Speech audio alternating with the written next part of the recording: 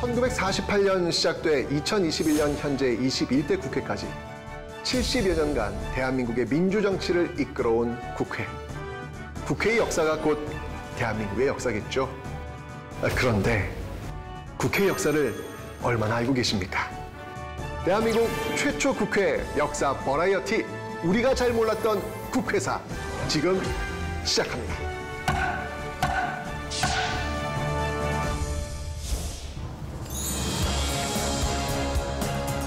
네, 안녕하세요. 한국사 계좌비 큰별쌤 최태성입니다.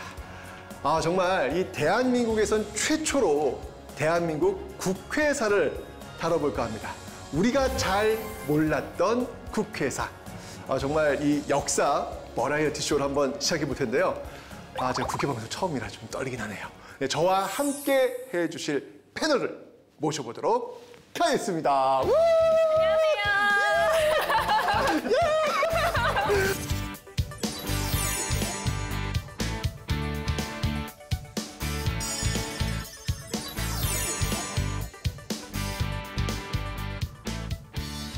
브라질 월드컵인가 그 사진 있잖아요. 삼바. 진짜 그 사진을 보고 왜 이분 누구야? 요즘도 가끔 그 사진을 보고 있는데 잘 나왔어요. 너무너무 감사합니다. 와주셔가지고요. 아니에요. 저도 학창 시절에 공부할 때 우리 선생님 강의 많이 들었었는데 함께하게 돼서 너무 영광입니다. 근데 제가 소개하는 게 아니라 이제 소개해 주셔야 돼요. 그렇죠? 근데 크리스찬, 네. 너무 반가워요. 반갑습니다. 진짜 오랜만에 우리 예전에 같이 했었잖아요. 그러니까요. 네. 국회 방송에서 이제 흥을 많이 원하시나 봐요. 흥이 진짜 넘치는 사람만 듣는 것 같아요. 근데 정말 대한민국 제일 유명한 멕시코인 같아요. 서울 명예 시민 되셨다면서요? 맞아요. 또 이렇게 언급해주시니까 또. 멋지네요. 네. 근데 제가 네. 한 분 더 모셨는데 네. 이분 왜 안 나오시지? 이분이 어디 가? 오, 왜 나오셔야 되는데? 오실 때가 된 것 같은데? 그쵸? 나한테 생각을 해야 되는 거예요?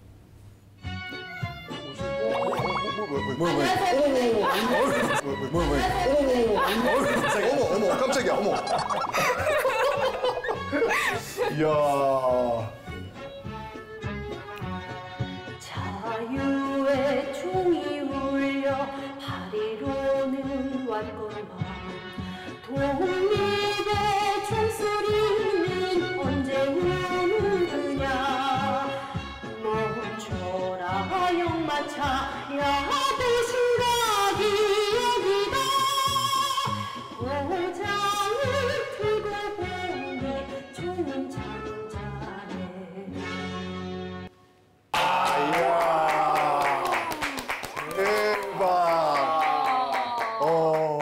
안녕하세요. 인사드립니다. 개그우먼 겸 트로트 가수로 여러분들에게 비타민을 드리고 있는 김나입니다. 반갑습니다. 미스트로.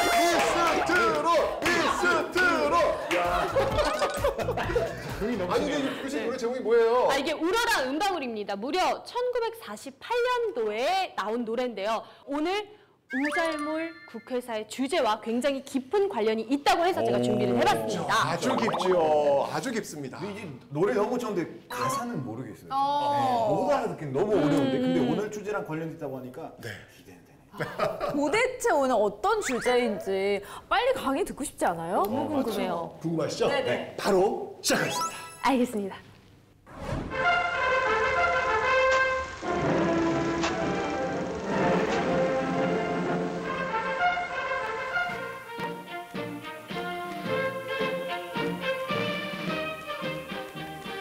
(5월 31일) 198명의 의원으로 구성된 재헌국회에서 이승만 박사를 의장으로 선출하고 7월 20일 국회에서는 대통령의 이승만 박사, 부통령의 이시영 씨를 각각 선출했다.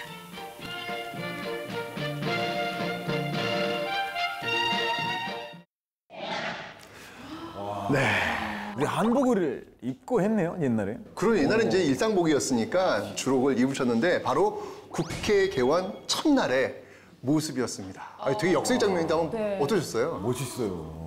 뭔가 되게 옛날 TV 보는 기분이었어요. 그렇죠. 화면도 되게 뭔가 올드한데 뭔가 찡하다고 해야 되나? 어떤 점이 찡했어요? 보면은 막 네.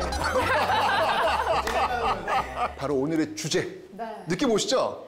느낌이 왔어요. 어떤 겁니까? 오늘의 주제가 바로 국회 탄생 아닐까. 국회의 탄생.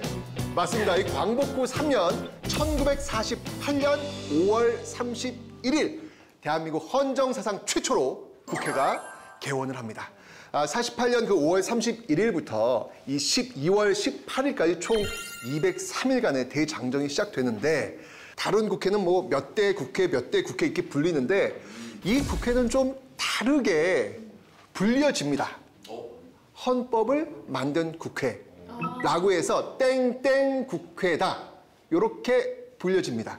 크리스찬 씨 좀 어려울 것 같고. 어려운데. 네. 헌법을 제정했다. 그렇죠. 좋아요. 헌법을 제정했다 두 글자로 한번 줄여보세요. 이미 키워드는 다 나왔어. 두 글자. 땡땡 국회. 어렵지. 하려고 그랬는데 안 될 것 같아 여기서는. 헌법을 제정했다. 그래서 제헌국회라고 이야기를 합니다. 그래서 헌법이에요, 헌법. 헌법을 만든 겁니다. 이 헌법은 국가의 통치 조직과 통치 자격의 기본 원리이자 국민의 기본권을 보장하는 근본 규범이죠. 그래서 모든 법의 근본이 된다라고 해가지고 엄마 모자 써가지고 모법이라고 합니다. 그러니까 헌법에서부터 모든 법이 다 출발하는 거예요. 그 헌법을 만들었던 제헌국회의 출발을 지금 보신 겁니다. 오늘이 마침 7월 17일 제헌절이잖아요. 제헌절에 잘 어울리는 의미 있는 주제가 아닐까 싶은데 그나저나 1948년에 국회가 시작이 됐다고 하니까 정말 역사가 그렇죠. 제가 88년생이거든요. 올림픽. 올림픽 네. 진짜. 근데 저보다 40살이 많네요. 저희 아빠랑 동갑이네요. 몇 살이에요 그러면 국회가? 70년이 70년? 그렇지. 네. 엄청난 그런 역사를 갖고 있는데 우리가 그 출발의 첫 페이지를 지금 열고 있는 겁니다. 자, 보시면 알겠지만 여기에 지금 서 계신 이분 누구신지 아시나요? 이거 화질이 그렇게 썩 좋진 않네요. 잘못 온 것 같아요. 모르겠어요 이런 걸. 그게 너무 어려운데. 그럴 수 있죠. 이럴 수 있죠. 어려울 수 있어. 네, 걱정하지 말아요. 사실 오늘 지금 이야기할 이 국회사는 대한민국 최초예요. 어디에서도 이 국회사를 한 적이 없기 때문에 대부분 모르십니다. 여기 두 옆에 계신 분들도 아마 잘 모르실 거예요. 네. 어렴풋이 그냥 추정. 그럼. 네, 바로 이승만 박사입니다. 이승만 박사인데, 자, 이 국회에서 어떤 일들이 지금 벌어지고 있는지 그 이야기를 한번 해볼까 합니다. 제가 한번 문제를 한번 내볼게요. 이 국회에서 이제 문을 열었잖아요. 네. 문을 열고 처음으로 한 액션. 3, 2, 1, 액션. 뭐가 나올까요? 청소했습니다. 청소를 해야죠 먼저. 청소. 깔끔하게 한 다음에 뭔가를 한다. 자, 지금부터 그러면 국회가 시작되겠습니다. 자, 청소하시죠. 이렇게. 이거 좀 이상한데? 정답! 정답. 인증샷. 자, 다음 와보시죠. 인증샷. 그렇기 때문에 인증샷 이런 카메라로 해야 되는 거 아니에요? 그러니까. 옛날 카메라. 지금이라면 아마 진짜 인증샷 출발할 수도 있겠다. 네. 또 다른 모습. 이게 들어보면 아마 진짜 아마 사람들이 아마 턱이 이렇게 쭉 내려올 거예요. 뭐야, 이게? 에이. 물을 마시면서 물을 마시면서. 일을 한다. 죄송해요. 네. 제가 그 생각 미처 못했네요. 그 정도 느낌. 네. 수습을 잘하시네. 제가 어쩔 뻔했어. 아무래도 수습하러 나온 것 같습니다. 좋습니다. 자, 제가 지금 정답을 한번 알려드릴 텐데 아마 진짜 들으시면 우와 그러실 거예요. 자, 우잘몰 첫 번째 키워드는 바로 기도입니다. 기도였어요. 기도요? 네, 기도 아시죠? 기도. 네. 기도를 처음으로 합니다. 와, 기도한 이유가 국회에 마치 조선 왕조 실록처럼 모든 걸 다 기록해 놓은 것이 있어요. 이게 속기록입니다.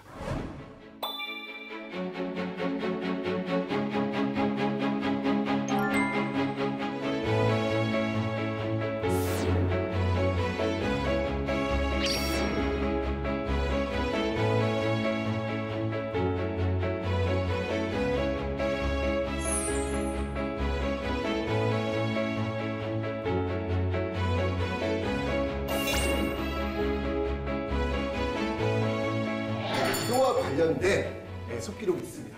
자, 오늘 우리 예원 아나운서님이 오셨으니까 속기록 읽어주는 아나운서님으로 제가 한번 위촉을 한번 드려보도록 하겠습니다. 자, 연관 속기록 한번 좀 읽어주시죠. 속기록입니다. 임시회장 이승만이 말했다. 대한민국 독립민주국 제1차 회의를 여기서 열게 된 것을 우리가 하나님에게 감사해야 할 것입니다. 종교, 사상 무엇을 가지고 있든지 누구나 오늘을 당해가지고 사람의 힘으로만 된 것이라고 우리가 자랑할 수 없을 것입니다. 이 기도로 시작이 됐어요. 또 있습니다. 그 다음 한번 또 보도록 하죠.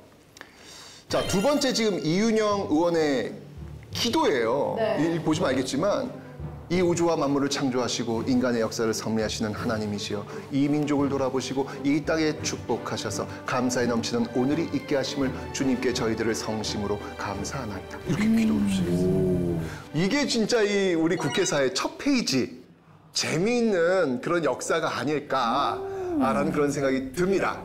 그죠? 네. 자, 그렇다면 이제 국회에서 뭘 했을지를 한번 좀 하나씩 한번 살펴보는 시간을 갖도록 하겠습니다. 자, 국회가 이제 움직여야 돼요. 국회가 움직이려면 제일 먼저 누가 있어야 될까요? 누굴 먼저 뽑아야 돼요? 그렇죠, 당연히 의원을 뽑아야죠, 의원을. 자, 우리나라 최초의 선거는 대통령 선거도 아니고요, 뭐 광역 지자체 단체장을 뽑는 선거도 아니고요, 지방의회를 뽑는 선거도 아니고요, 바로 국회의원을 뽑는 선거. 이게 최초의 선거입니다. 우리나라 최초의 선거는 1948년 5월 10일. 쉽게 얘기할 때 왜 50총선이라고 하잖아요. 그죠? 이 50총선을 1948년 최초로 치르게 됩니다. 그런데 이 1948년 50총선은요. 반쪽짜리 선거라는 이런 평가도 사실 있습니다. 왜 반쪽짜리 선거라고 할까요? 크리스찬은 지금 계속 지금 나한테 안 이게 물어봐. 지금 굉장히 어려운데 시선을 계속 피하고 있는데 저보고 문자에서 계속 학교 물어봐요. 다닐 때 괜히 가운데 앉아 있어요. 질문 가운데라고 자리가. 근데 우리가 크리스티안 시선에 맞출 필요가 있어요. 맞아요. 예, 왜냐면 대부분 우리 한국인들도요 잘 몰라요. 그 당시는 남과 북이 분단되어 있었거든요. 그러니까 남북 분단된 상태에서 남한 쪽에서만 선거가 치러졌구나. 그래서 반쪽이. 그래서 반쪽 선거구나. 이렇게 이제 이야기를 한다는 거예요. 사실은 남북이 함께 선거를 치르려고 했지만 저간의 사정 때문에 남쪽에서만 선거를 치르게 됩니다. 그 내용 한번 VCR 한번 좀 보시기 바랍니다. 네, 이 한국의 독립적 민주적인 통합 정부를 세우기 위한 미소공동위원회가 1947년 결렬되지요. 한국 문제는 미국의 제안으로 이 국제연합에 상정되었는데요.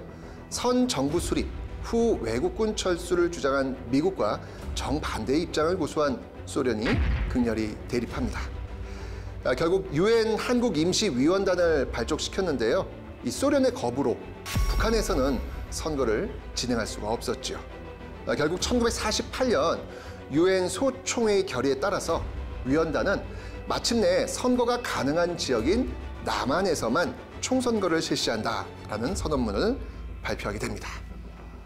이 내용 기억나는 게 학교 다닐 때 그 수업 시간에 배웠던 그런 거 기억이 배워요. 나거든요. 근데 미국과 소련의 대립 때문에 광복 후에도 또 우리나라가 독립국가로 인정받기까지 어려움을 많이 겪었다라고 들었거든요. 우리 일인데 왜 자기네가 그렇게 막 결정을 해요? 그렇죠. 광복이 어떤 식으로 이루어졌냐면 우리의 힘으로 광복을 하지를 못해요. 그러니까 당시 이제 북한에는 소련군이 들어오고 남한에는 미국이 들어오는데 이때 이들이 어떤 형태로 들어오냐면 해방군의 형태가 아니라 점령군의 형태로 들어옵니다. 우리나라가 일본의 식민지였으니까 그 일본의 식민지를 점령하기 위한 점령군의 형태로 들어왔고 그들이 통치하는 거죠. 그러니까 그들이 통치하는 거니까 그들의 의견에 맞게끔 이 질서가 돌아갈 수밖에 없는 그런 상황이 지금 벌어진 거죠. 근데 그러다 보니까 국내에서도 의견이 분분했어요. 예를 들면 김구, 잘 아시죠? 네. 백범 김구 선생, 그다음에 김규식 이런 분들 같은 경우에도 남한만의 단독 정부 수립 나는 못한다. 그러니까 50총선 나 이거 참여하지 못하겠다. 왜냐면 50총선이 치러지면 남한만의 어떤 정부가 들어설 것이고 또 북한도 정부가 들어설 것이면 이거 남북 분단 아니냐. 나는 못하겠다. 라고 해가지고 남북 대표자 연석회의를 또 제안해가지고 북한의 김일성을 만나러 가는 그런 모습들도 있어요. 반면에 같은 이제 우익 진영이라고 볼 수 있는 이승만 같은 경우에는 어쨌건 남한만이라도 단독 정부 수립 빨리 해서 좀 북한의 소련 격퇴시켜야 되는 거 아니냐 라고 주장하는 어떤 입장도 분명히 있습니다. 결국 이제 이런 어떤 상황 속에서 미군정 법령인 선거법에 따라 남한의 단독 총선거가 시행이 됩니다. 자, 이제 50총선 지금 치르고 있는 거예요. 선거날. 네. 드디어 1281년 5월 10일 역사적인 민주선거를 어머, 애기 없고까지 와서. 대박. 32년에 국한된 선거였지만은 70평생을 두고 가시지 않은 이승만 박사의 강인하고도 꾸준한 독립과 자주정신에 빛나는 결실이었습니다. 열심히 청량하셨네요. 지금 이제 처음으로 지금 총선을 지금 하고 있는 그런 모습입니다. 5월 10일 뭔가 좀 떠오르는 게 없어요? 5월 10일. 네, 5월 10일. 5월 10일. 우리 어머님 생신.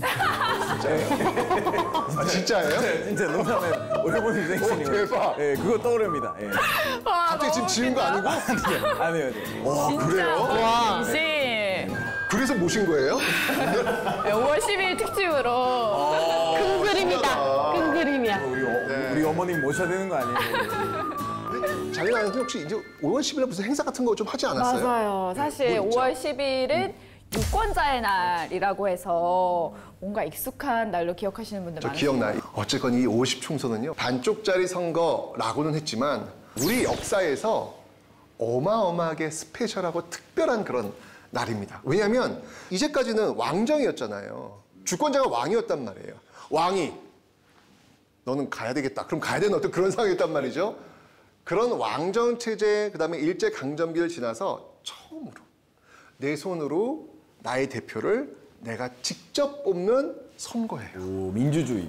그러니까 이게 얼마나 가슴 벅찬 그런 장면이겠습니까? 자, 그럼 제가 지금부터 선거날의 풍경 이모저모를 한번 좀 살펴보도록 하겠습니다. 재미있는 일화가 있어요. 이게 바로 이 우잘몰 국회사의 재미가 아닐까라는 생각이 들어요. 어디에서도 이런 얘기 잘 안 해줍니다. 오늘 여기서 말씀드릴 텐데 사실은요, 이게 50총선이라고 했는데 원래는 5월 9일 5구 총선이 될 뻔했어요. 그런데 왜 5월 10일 총선이 치러졌을까? 그날은 9일에 뭔가 중요한 행사라든지 뭔가가 그렇죠. 있었던 거 아니에요? 뭐 보였을까요? 날씨가 안 좋아서 태풍이 와가지고 갑자기. 그래서 날짜 바꿔야 되잖아요, 많이. 날씨가 안 투표하러 좋아. 못 오니까. 그렇죠. 근데 태풍이나 이런 것들은 갑자기 오는 거잖아요. 갑자기 와가지고 이 지연되기는 조금 예상할 수 있는 일이었다. 미신 같은 것 때문에. 미신 같은 거. 9일보다 10일이 좋다. 그런 걸 수도 있어요. 그 당시엔 그럴 수도 있었을 거예요. 아까 국회 개원 하나님이 기도로 출발했던 모습 잊으셨습니까? 그러면 네. 혹시 기도와 관련 있는 거 아닐까요? 힌트를 좀 드릴까요? 네네. 5월 9일은 일요일입니다. 주일이니까.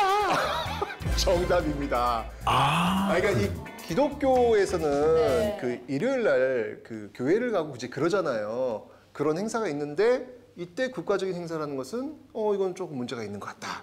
라고 해가지고 5월 9일 대신 5월 10일 이 총선이 치러집니다. 그런데 또 재밌는 게 있어요. 역사에서 일요일이 주일이라서 연기되거나 땡겨졌던 또 다른 사건이 또 한 번 있습니다. 힌트 좀 드리면 이거는 뭐 우리 역사 반만 년의 역사의 분기점이 될 수도 있는 어마어마한 사건이죠. 주일 때문에 바뀌었다고요? 네. 어떤 사건일까요? 대한독립 만세! 뭐예요 이거? 삼일절. 그렇죠. 그거를 주일이어가지고 미뤘다는 거예요? 맞습니다. 이것도 역시 마찬가지로 3.1절 원래 이제 고종의 국장이 3월 3일이에요. 근데 이날 원래 만세 운동을 하기로 했는데 네.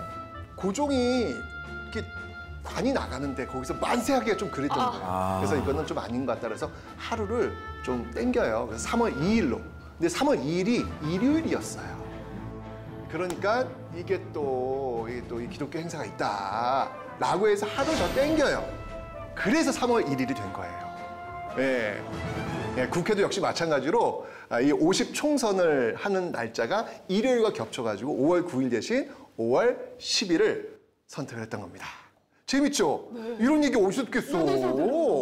이유는 뭐냐면 많은 사람들이 이 총선에 참여할 수 있도록 하기 위한 여러 장치를 좀 둔 거예요. 이 당시 미 군정에서는요, 신문, 잡지, 하여튼 언론 초원 공세를 통해 가지고 선거에 참여해야 된다라는 이야기를 했고요.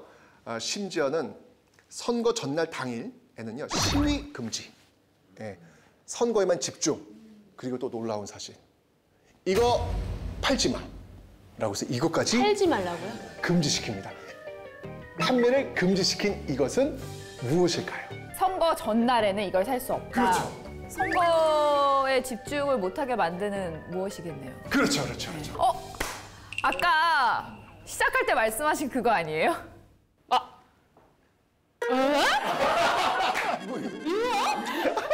시작하실 때 말씀하신 게 정답입니다.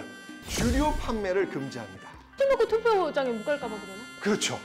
그것도 있었을 것 같아요. 술을 먹고 나면 내가 이 사람을 뽑아야지 했다가 갑자기 그날 기분이 약간 이쪽으로 쏠리고 이게 제일 것 같아. 그럴 수도 있잖아요. 그렇죠. 예, 그래가지고 주류 판매를 금지했던 그런 모습까지 있습니다. 이게 참 재밌어요. 너무 재밌어요. 예. 멕시코에서 지금까지도 하고 있어요. 여기 선거의 전날까지 주류 판매 금지고 와, 진짜요? 마시면 안 돼요. 진짜요? 선거에 참여할 수 있도록. 처음에 참여. 야, 재밌다. 아직도 실행하고 있어요, 멕시코에서. 그래요? 네. 그는 많은 사람들이 지키고 있어요? 아니면 몰래 집에 이렇게 쟁여놨다가 이렇게 미리미리 사놓은 사람들이 있어요. 미리미리 사놓은 사람들이 있는데 이게 좀 문제죠. 이게 좀 문제죠. 어떻게 먹고 할 수가 없고. 맞습니다. 자, 어쨌건 이 선거는요, 1선거구에서 한 명을 뽑는 소선거구제였습니다. 이건 뭐 지금도 마찬가지잖아요. 지금도 지역구에서 국회의원 한 명 뽑듯이 이 당시도 그랬는데, 당시 선거구는요, 인구 비례에 의해 가지고 북한이 100개, 북한이 인구가 좀 적으니까 북한이 100개, 남한이 200개 이렇게 이제 치러졌는데, 북한 이제 불참했으니까 지금 날아가는 거고, 남한에서 200개 선거구에서 선거가 치러졌는데 두 군데에서 선거를 실시하지 못합니다. 그래서 아까 얼핏 그 국회 그 영상 보시면 알겠지만 198석 국회의원 이런 얘기 했잖아요. 네. 이 두 군데가 실시되지 않았기 때문에 그래요. 이곳은 어디일까요? 남한, 예. 혹시 북한이랑 가까운 뭐 강원도나 강원도 쪽. 그쪽 아닌가요? 좋은 힌트였는데 정반대입니다. 북한과 가장 뭐. 배가 못 땄어. 배가 못 땄어. 배가 뜬 게 아니라 배가 그죠? 파도 쳐가지고. 아니에요? 투표함이 가지 못했구나. 네. 야, 좋은 상상이에요. 상상이에요? 상상력이 뛰어들어요. 왜요? 투표함은 다 갔는데 바로 제주 4.3 사건. 1948년 4월 3일 이 제주에서 무장 봉기가 발생을 해요. 이 여파로 결국 이 제주도 두 개의 선거구에서는 선거가 치러지지 못합니다. 그래서 결국은 198석으로 출발을 하게 되는 것이죠. 네. 근데 어쨌거나 첫 선거잖아요. 내 손으로 나라의 지도자를 뽑는다는 거 굉장히 설레는 일이었을 것 같아요. 그럼요. 처음으로 내가 이 사람을 찍어! 라고 하면서 직접 투표를 한 거니까 얼마나 감동이었겠습니까? 그럴 것 같아요. 근데 사실 이 당시에 문제가 있었어요. 뭔 문제가 있었냐면 문맹자가 많았어요. 전과 나는 최태성을 뽑아야 돼. 근데 최태성을 읽지 못해. 어떡해. 읽지 못해. 이걸 어떻게 해결해야 될까요? 그러면 써주는 사람이 있었나? 이거 비밀 투표인데. 누구한테 도움 달라고 할 수도 할 수도 없어요. 내가 찍어야 돼요. 나밖에 안 돼요. 해야 되는데. 네. 그 그림 그리듯이 이렇게 이 사람의 이름은 이거다. 비슷하게 이렇게. 그림으로 사람을 설마. 투표 용지라서 거기다 그림이나 사진이나 이걸 집어넣을 수는 없죠. 세상에 네. 어떡해. 최태성을 찍어야 돼요. 뭐 숫자나 기호 뭐 이런 걸로 하지 않았을까요? 정답. 네, 이 당시에는요. 사실 숫자도 좀 어려워가지고 짝대기. 네. 이걸로? 최태성은 짝대기 하나. 숫자도. 짝대기 하나. 요거 찍으면 됩니다. 나는 나라도 돼, 몰라도 돼. 짝대기 하나. 요거 찍으면 됩니다. 요런 식으로 해서. 과연 이 당시 투표율은 몇 %였을까요? 지금은 60%만 넘어도 상당히 많이 참여했다 이렇게 얘기하잖아요. 네네. 과연 첫 번째 1948년 50총선의 투표율은 몇 % 정도였을까요? 자, 한번 떠올려 보세요. 일단 지금 SNS 없겠죠? TV 없겠죠? 라디오도 뭐 쉽지 않겠죠? 뭐 좋은 상황은 아닐 겁니다. 그죠? 이 상황 속에서 투표율은 몇 프로 정도 나왔을까요? 48%. 48%. 높았을 것 같은 78%? 아니 뭐 진짜 열악한 상황이었거든요. 아무리 뭐 미군정에서 뭐 잡지나 신문이나 뭐 언론 통해 가지고 투표라고 했지만 아니 그 산단 마을까지 뭐 그런 것들을 올 리도 없고 예측컨대 이 당시 투표율은 50%를 넘기 어렵겠다라고 저는 사실 객관적 상황 속에서는 저는 그렇게 생각해요. 그런데 이게 웬일입니까? 정말 대박입니다. 1948년 50총선 투표율은요. 대한민국 선거 역사상 가장 높은 투표율. 무려 95.5%. 이게 15%가 이게 여러분들 믿겨지십니까? 투표소가 엄청 많았던 거 아니에요?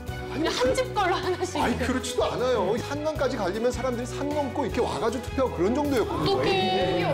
당연하죠. 근데 이 정도 투표율이면 애기 낳다가도 올 것 같아요. 그쵸? 95%니까. 첫 번째 선거를 위해서. 진짜 다 같이 그냥 아직 아니야! 이 당시에 이 최초의 선거에 담긴 그 당시 사람들의 그 희망의 열망은 대단했구나. 이 선거 엄청난 선거구나. 이렇게 우리 국회 역사가 출발합니다. 엄청나죠? 그 마음이 느껴지네요. 선거 동료 포스터가 있거든요. 그거 한번 보도록 하겠습니다. 이 당시에 총선거 5월 10일 기권은 뭐라고 있어있죠? 국민의 수치. 투표는 애국민의 의무. 이게 독립문이에요. 이게 독립문. 독립문 향해서 지금 나아가면 이제 당시 여기가 이제 중앙청, 옛날에 이제 조선 총독부로 사용되었던 그런 곳인데 이렇게 나가면서 새 나라를 향해서 구름이 뭉게 펼쳐지는 이 모습들. 뭔가 희망이 좀 느껴지지 않습니까? 저기 총선거로 독립문은 열린다. 그렇죠. 여기 있네요. 정말 이렇게 치렀던 이 50총선은요. 또 다른 역사적 의미가 있어요. 이 투표율만 중요한 게 아니라 이 50선거에서 가장 주목해야 하는 거는요. 바로 만 21세 이상 모든 남녀 국민들 모두에게 선거권이 주어졌다라는 겁니다. 그러니까 지금하고 거의 비슷한 거죠. 보통, 평등, 비밀, 직접 원칙에 의해서 치러진 겁니다. 대단한 선거입니다, 이거. 전 세계 민주주의의 역사는요. 선거권 투쟁의 역사다라고 해도 과언이 아니에요. 맨 처음에 투표권을 갖기 위해서 싸웠던 그게 이제 뭐 프랑스 대혁명 같은 경우 이때는 부르주아들, 중산층 이상의 어떤 그 남성들이 투표권을 갖기 위해 싸운 거거든요. 그러다 시간이 흘러가면 이제 하층 노동자 남성들이 우리도 투표권 달라라고 해서 싸워요. 그 다음 단계는 뭐냐면 이게 다 남성들이잖아요. 그 다음 단계는 이제 여성들. 여성들도 우리 투표권을 달라라고 싸워요. 그 다음은 뭐냐면 흑인들. 왜 유색 인종들 있잖아요. 우리도 달라라고 싸우는 정말 모든 사람에게 투표권 한 장을 갖기가 이렇게 힘들었고요. 이게 민주주의 역사고요. 이게 세계사의 역사예요. 그런데 이 50총선은 한 번의 끝. 모든 사람, 21살 이상이면 모든 사람에게 남녀노소 할 것 없이 모두 투표를 준 거예요. 다 준 거예요. 그렇죠. 자, 그런데 여기서 좀 재밌는 장면이 하나 있어요. 뭐냐면 50선거에 출마하는 그 의원 후보들 있잖아요. 누구나 투표할 수 있으면 또 누구나 나갈 수 있어야 될 거 아니에요. 그렇죠? 근데 여기에 제한을 둡니다. 이 사람들은 국회의원 선거에 나가면 안 돼. 자, 이 사람들은 과연 누구일까요? 자, 힌트 좀 드리면, 자, 지금 이 선거는요, 광복 직후 일제강점기가 끝나고 나서 치러지는 총선거입니다. 알 것 같아. 친일파. 정답. 네, 좋습니다. 잘하시네. 날아다니시네. 나에게 달고 왔잖아요. 그러네. 네, 맞습니다. 그래서 판임관, 경찰관, 헌병보, 고등관 3등급 이상자, 고등경찰이었던 자, 훈 7등 이상을 받은 자, 중추원의 부의장, 고문, 참의 이런 사람들한테는요 피선거권을 갖추지 않았습니다. 그런데 여러분들, 이 50총선에는요, 더 놀라운 사실이 있습니다. 이 50총선으로 출발했던 이 대한민국 국회, 정말 엄청난 사실이 있는데요. 자, 우리나라 국회에서, 자, 지금 여성들이 지금 투표권 주어졌죠. 그러면 여성 국회의원은 언제부터 존재했을까요? 여성 국회의원. 질문 너무 어려운데요. 국회가 만들어지고 나서부터 한 10년, 10년 뒤, 20년, 20년 뒤, 20년. 20년 뒤. 진짜 그 정도가 돼야 저는 상식적이다라고 봐요. 왜냐면 아직 여성들의 어떤 정치 진출이나 이런 것들이 굉장히 좀 이렇게 익숙하지 않은 그런 상황이었거든요. 여성은 뭐 당시만 뭐 집에서 뭐 육아를 하면서 가정을 돌봐야 되는 어떤 그런 어떤 모습으로 굉장히 아주 굳어져 있는 상황이었기 때문에 정치를 해? 이거는 좀 그럴 수 있잖아요. 놀랍게도 이 50총선으로 출발했던 재원 국회 때부터 여성원이 있습니다. 네, 바로 있습니다. 바로 임영신 의원인데요. 사진 한번 볼까요? 네, 이분입니다. 오, 너무 대단하시다. 진짜 그게 뭐 너무 절대 당연할 수가 없어요. 이 당시 어떤 분위기 속에서 여자가 국회의원이 된다? 이거는 그 당시에는 정말 이거는 말이 안 되는데 이럴 수 있는 상황이에요. 더 놀라운 게 있어요. 이분이 당선된 지역구가 어딘지를 아시면 또 한 번 깜짝 놀라요. 어디예요? 이분이 당선된 그 지역구는요, 바로 경북 안동을입니다. 안동입니다, 안동. 경북 안동이면 거기는 완전 유림의 고장이잖아요. 그렇죠, 그렇죠. 그런 데서 여성 의원이 나왔다는 거는 와 진짜. 거의 저는 이건 쇼킹으로 받아들여요. 이분이 그러니까 1949년 그 보궐선거에 의해서 당선된 그런 분인데 사실 원래 이제 이 자리는 남자 자리였어요. 네네. 예, 정현모 의원이라고 있었는데 이제 이분이 경북 도지사가 되면서 자리가 빈 거라 그러면서 보궐선거가 치러졌는데 거기에 이제 후보로 나온 거예요. 임영신 의원이 나왔는데 또 한 번 이 보궐선거가 또 이슈가 된 게 뭐였냐면 이 임영신 의원과 붙었던 의원 후보가 누구였냐면요. 나중에 이제 3대 국무총리를 역임했던 장택상. 이분은 여러분 살짝 모르실 수 있겠지만 그 당시에 인지도가 엄청나게 높았던 인물이에요. 예. 그분하고 붙어서 어떤 이 성대결. 별로 아주 또 이슈가 됐던. 아 멋있으시다. 아, 근데 저거 CG예요? 아니면 진짜 선글라스 끼셨던 거예요? 선글라스 약간 토프. 되게 멋있으시다. 예, 약간 이런 느낌, 약간 좀 swag이 있어요. 예. 아, 이 안동하면 왜 유림들 뭐 이런 느낌이 드는데 거기에 여성원이 됐다는 것은 정말 참 대단하다라는 생각이 드는데요. 더 놀라시면요. 경북 안동에서 이분 2대 재선까지 성공합니다. 재선까지. 아, 이러면서 이제 여성 국회의원의 역사가 시작되고 있는 거예요. 바로 재원 국회부터 출발하는 거죠. 와, 역사를 쓰신 분이네요. 네. 선생님, 지금의 21대 국회에선 여성 의원이 57명으로 역대 가장 많다라고 하더라고요. 그러니까 뭐 얘가 한 명이었으니까 거의 뭐 57배가 늘었나요? 좀 뭐 사실은 아직도 갈 길이 좀 멀지 않을까라는 생각이 들어요. 예. 세계의 어떤 상황과 비교를 한번 좀 보여드리도록 하겠습니다. 이게 OECD 국가의 여성 국회의원 비율이에요. 비율인데 보시면 알겠지만, 네, 한국이 순서는 어때요 지금? 네, 밑에서 세 번째네요. 너무 밑쪽이죠, 너무 네네. 밑쪽이죠. 예. 근데 멕시코가 1등이에요. 멕시코 1등. 와. 1등까지인 줄 몰랐는데 우리 멕시코에서는 그 국회에서 그 남자 여자의 비율을 맞추기 위해서 노력을 진짜 많이 한단 말이에요. 지금은 50. 계속 뭔가 투쟁을 한 결과인 것 같아요. 맞아요. OECD 회원국 평균 여성원 비율이 28.8%인데 우리는 아직 19%니까 평균에도 지금 미치지 못하고 있다. 근데 뭐 이번 국회가 뭐 역대 최다라고 하는데 좀 더 좀 지켜봐야 되지 않을까라는 생각이 듭니다. 자, 이 50선거는요, 최초로 이 자유다당제를 정착한 사례였습니다. 자, 중요한 선거 결과를 한번 좀 보도록 하겠습니다. 선거 결과에 대해서 우리가 굉장히 궁금하잖아요. 선거 방송할 때 그 왜 카운트다운 되면서 딱 나올 때 그때 짜릿하잖아요. 아, 내가 지지하는 당이 이야!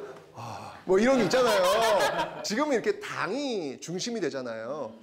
자, 이 총선도 역시 그 자유다당제 식으로 출발되었는데 그 결과를 한번 좀 보도록 하겠습니다. 재헌 국회의원 투표 결과. 무소속. 보이세요? 무소속이 85명. 압도적으로 많습니다. 이게 지금 의원 정수 200명에서 42.5%에 해당하는 이 의원들이 지금 당선이 된 거예요. 근데 사실 지금은 이해가 안 되죠. 지금은 솔직히 이제 그 투표를 할 때도 사람은 잘 모를 수 있잖아요. 그죠? 몰라도 뭐 내가 지지하는 당에서 나온 사람이니까 뭐 몇 번 이렇게 찍잖아요. 그게 일반적인데 이 당시엔 거꾸로야. 정당이 뭐야?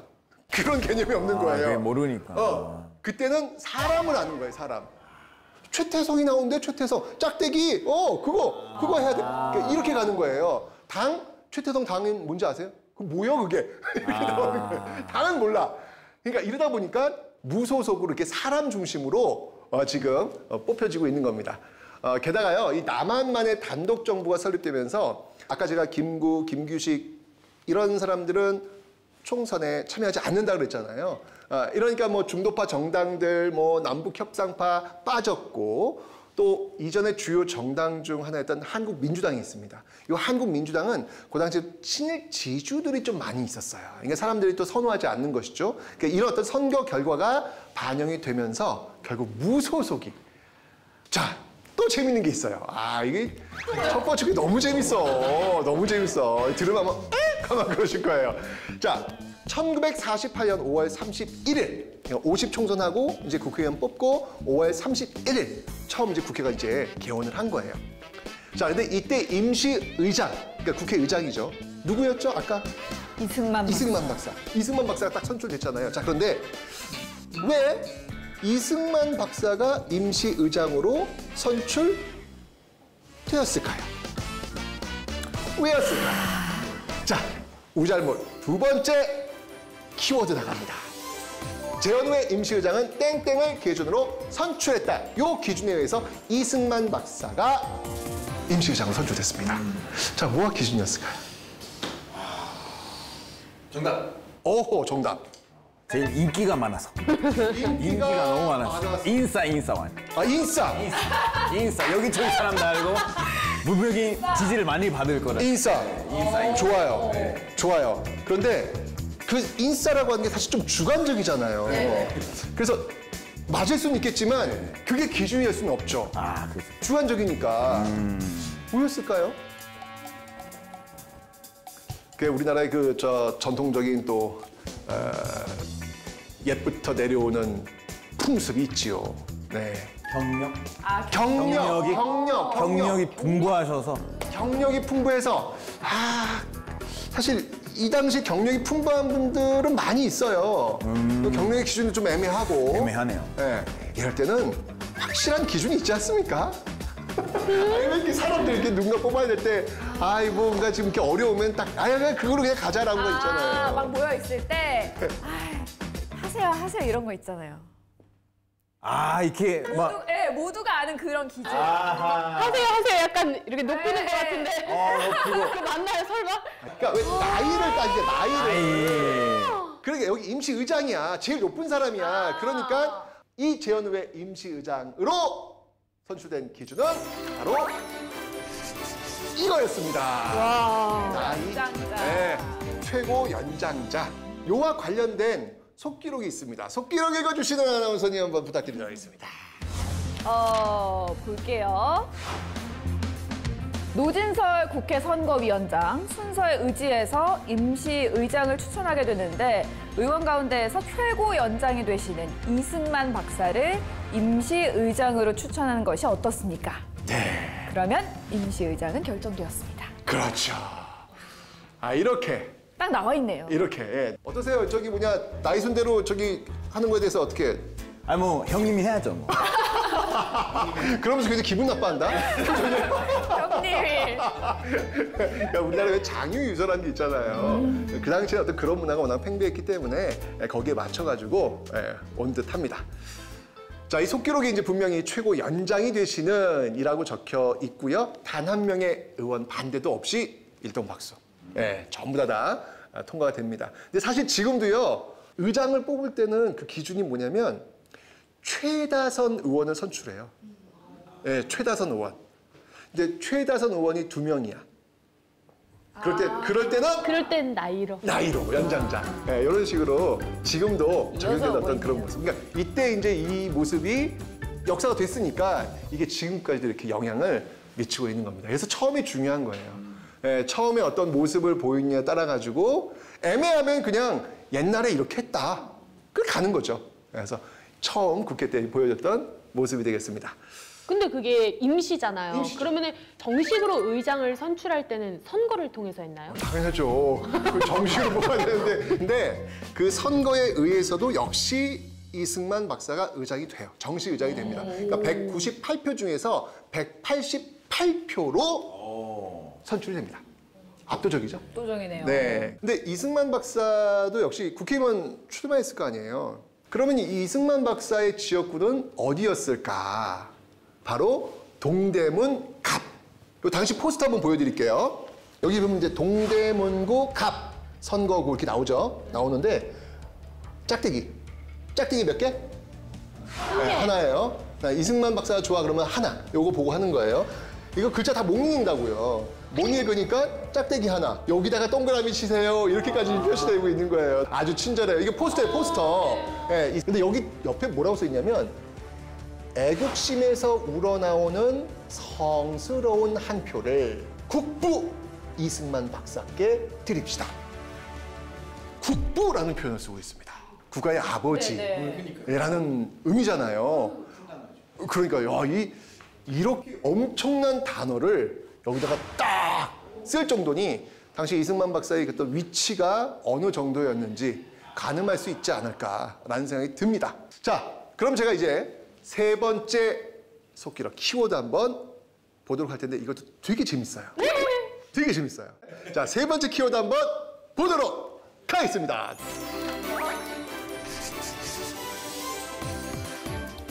제비뽑기? 뭘로 제비 뽑았지?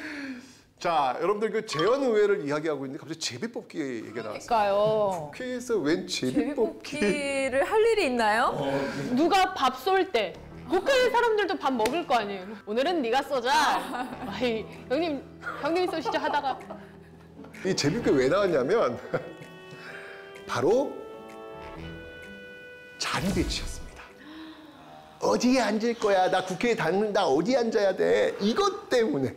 이것 때문에. 웃기다. 학교 다닐 때 우리도 자리 어디 앉냐로 제비뽑기 많이 했었거든요. 그러니까요. 지금 뭐 국회가 시설이 워낙 좋아요. 워낙 좋아가지고 앞에서 이제 국회의장이 자 지금부터 개원하도록 하겠습니다. 라고 하면 쫙 끝에 있는 분들도 아주 또릿하게 들리는데 이때는 음향 시설이 안 좋아요. 음향 시설이. 아, 그것 때문에? 네. 마이크가 있긴 있는데 그쵸. 이게 스피커나 이런 것들이 안 좋으니까 저 끝에 있는 사람은 들리질 않는 거라. 그러니까 상석이 어딜까요? 앞자리겠지. 무조건 앞쪽이죠. 예, 앞쪽으로 서로 앉으려고 하다 보니 그럼 누굴 앞에 앉아야 돼? 고민이 되는 거예요. 자, 이 당시 고민 속기록에 그대로 적혀 있습니다. 속기록 읽어준 아나운서님 부탁드릴게요. 구별로 정해놓는다면 앞에 앉으신 여러분은 좋으시지만 서 뒤에 앉은 분은 좋지 않아요. 문제가 안 됩니다.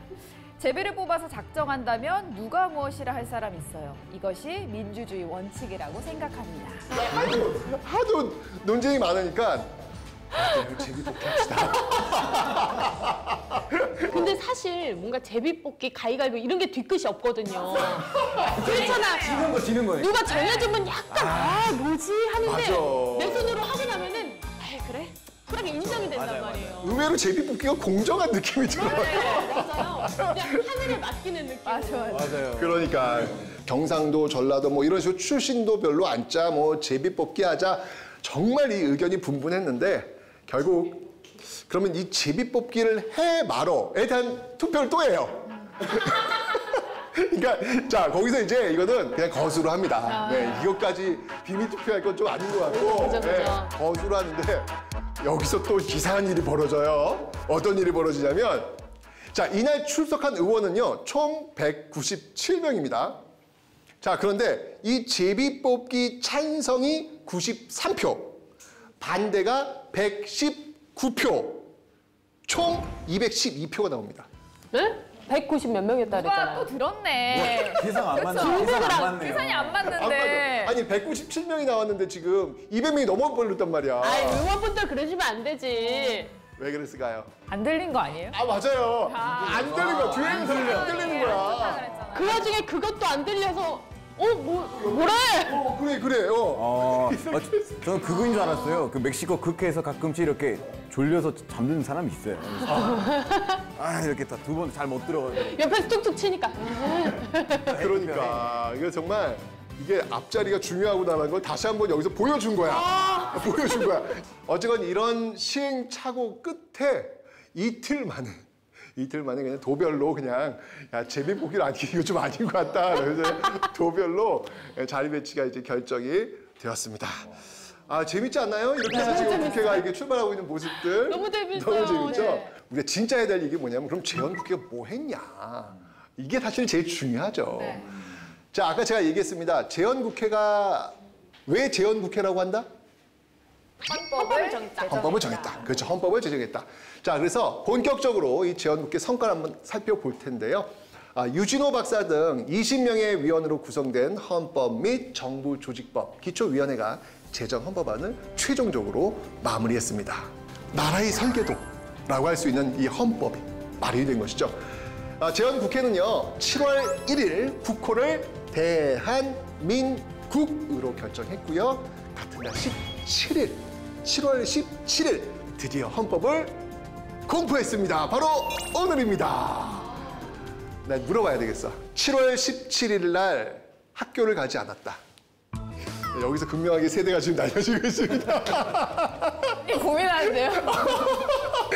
나랑 같이 가자.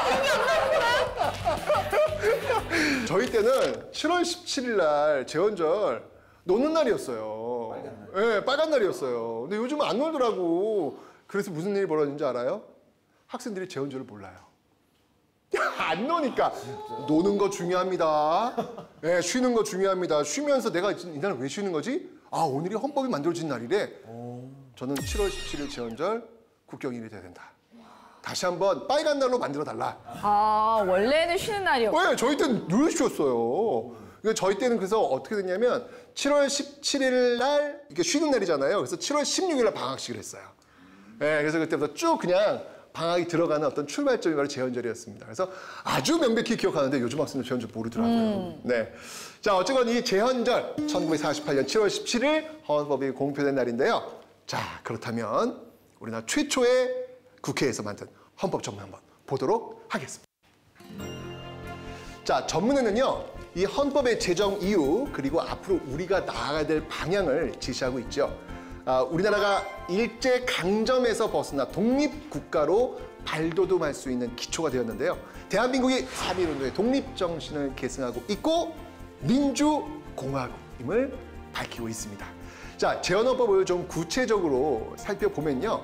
민주적이고 자유로운 국민의 기본권을 폭넓게 보장했고요. 모든 국민이 균등하게 교육받을 권리가 있음을 지금 명시하고 있습니다. 그런데 인상적인 게 보이죠.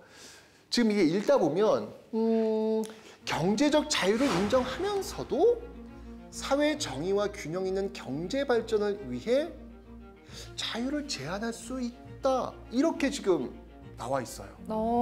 그게 좀 지금의 시장 경제 원리와는 차이가 있는데요. 그렇죠. 네. 지금은 자본주의, 시장 경제 이게 너무 당연한 것 같은데 여기 네. 읽어보니까 뭐지? 그런 자유를 지금 제한하고 있다는 내용이 들어와 있잖아요. 그러니까 이 재헌헌법이 자유민주주의와 그 시장 경제의 기반 위에 수립된 것이라고 알려져는 있는데 지금으로 시각으로 봤으면 우리가 쉽게 얘기하는 그 사회주의적인 요소 있잖아요. 국가가 소유하는 이런 모습들이 많이 있는 거예요. 지하자원, 수산자원까지 모두 국가의 소유로 둔다. 그러니까 민간 기업도 국유 또는 공유를 할 수 있다. 그러니까 지금의 이제 우리 기업들 있잖아요. 뭐 삼성이나 LG나 막 이것도 국가가 공유 소유할 수 있다. 이렇게 나오는 거예요. 이거 좀 의외 아니에요? 국민들을 약간 못 믿었나? 그래서 이게 뭔가 자리 잡기 전까지는 나라에서 우리가 관리를 하겠다. 그래서 이렇게 경제를 좀 끌어놓겠다. 이거였나? 사실 이때 이 제헌헌법하고 이제 북한에도 이제 정부가 들어선단 말이에요. 북한의 그 헌법을 비교해 보면 별로 차이가 없어요. 이런 것들을 보면은. 근데 이제 시간이 지나가면서 개헌이 되면서 이제 우리가 자본주의 어떤 그런 모습들이 정착이 되니까 고쳐 나가지죠. 예, 고쳐 나가지면서 지금의 어떤 시장 경제 원리가 강조된 그런 헌법으로 또 바뀌게 되고 있는 겁니다. 네. 근데 생각해보면 좀 안타깝기도 해요. 그렇게 막 서로 좌우가 대립하고 선거까지 따로 치르면서 결국에는 한반도가 둘로 나눠졌는데 사실 해방 직후에는 서로의 어떤 시대 정신이나 그런 거에 있어서는 비슷했던 거잖아요. 그렇죠. 그럼 굳이 나눴어야 했나. 좀 그런 게 안타깝네요. 그러니까 이제 일제강점기로 너무 가난하고 힘들잖아요. 예, 그 사람들한테 어떻게 해줄 수 있을까가 아마 그 당시의 시대 정신이 아니었을까. 왜냐면 아무것도 토대가 없는 상황이었으니까. 근데 그런 측면에서 이 제헌헌법을 좀 읽어낼 수 있지 않을까라는 그런 생각이 들었습니다. 네. 오늘 정말 우리가 잘 몰랐던 그런 국회사 이야기를 한번 해봤습니다. 재밌지 않나요? 너무 재밌어요. 선생님이 너무 잘해주시니까 너무 정말 재밌어요. 몰입해서 듣게 되는. 진짜요. 여러분들 이거 어디 가서 한번 이야기하시면 아마 사람들이 아마 오 진짜? 그런 이야기. 옛날에 말이야. 국회에서 말이야 질기 뽑기했어. 몰랐어? 외국인 친구들한테 이렇게 무시하는 거. 그렇게 얘기하면 너무 재밌어. 자 그러면 오늘 이야기를 한번 나눠봤는데 우리 이 이야기를 나누면서 어떤 것들을 좀 알게 되었는지 느끼게 되었는지 그걸 한번 공유해보는 한번 시간을 한번 가져보도록 하겠습니다. 자 한번 이 장면 한번 띄워주시죠. 오늘의 우잘알 한마디. 네, 원래 우잘 모셨는데 이제 우잘알이 된 거예요. 네. 자 오늘 나는 알게 나 싶다 순서로 한번 해볼까요? 오늘 나는 여성 의원을 알게 됐다. 아하, 여성 의원. 최초의 여성 의원이 재헌 국회부터 있었으니까 좋습니다. 오늘 나는 한국에서 투표권을 빨리 생겼다라는 것을 알게 됐다. 아, 좋습니다. 마지막으로요. 오늘 나는 최초의 선거 투표율을 알게 됐다. 아까 95%였잖아요. 그거는 정말 저 아까 소름 끼쳤거든요. 진짜 어마어마한 투표율이 아니었나. 막 아기를 업고 오는 그 영상도 되게 오래 기억에 남을 것 같아요. 맞습니다. 자, 우리 시청자 여러분들의 소감도 좀 궁금한데요. 국회방송 SNS나 우잘몰 국회사에 댓글을 남겨주세요.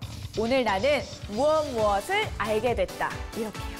기억에 남을 만한 댓글을 남겨주신 분께는 우리 최태성 선생님께서 정성스럽게 사인을 해서 재미있는 역사 도서를 보내드리도록 하겠습니다. 많은 참여 부탁드릴게요. 자, 정말 이 국회에 이런 재밌는 이야기들이 많이 있었습니다. 근데 그 재밌는 일들이 곧 우리의 역사였습니다. 자, 모두가 우잘못 국회사에서 우잘할 국회사가 되는 그날까지 시청해주신 여러분들 감사합니다. 다음 주에 또 만나요. 반갑습니다.